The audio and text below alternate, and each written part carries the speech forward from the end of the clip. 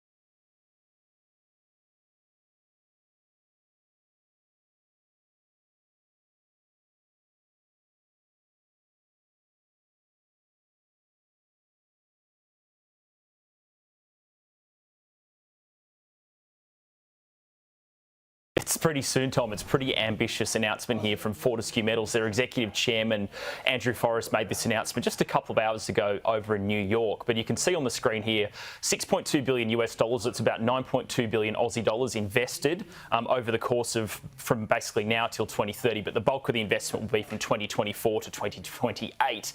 That's going to result in about 1.2 billion Australian dollars worth of cost savings each year. And those cost savings will come from 700 million litres of diesel not being used by 2030 and 15 million gigajoules of gas being saved by 2030 per annum as well. And that will result in about avoiding roughly 3 million tonnes of carbon emissions each year. If we go to the next page, you can see the breakdown of where the money will be spent. A bulk of it, about almost 5 billion Aussie dollars, will be spent on renewables, so battery storage and infrastructure. They need to generate about 2 gigawatts to 3 gigawatts worth of renewable energy. And to put that in perspective, Eraring Power Station, the biggest power station in Australia, is about 2.8 gigawatts. So they need to generate a lot of renewable power.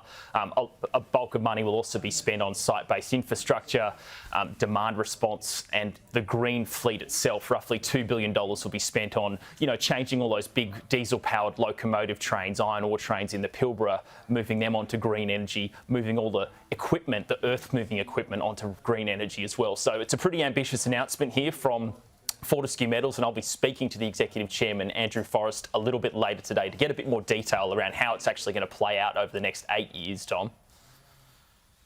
Yeah, well, it's a lot of money, isn't it? They are putting a figure on a lot of those things, I guess. We'll see what the market thinks of that. Ed, meanwhile, some big interest rate news this week out of the UK and the US.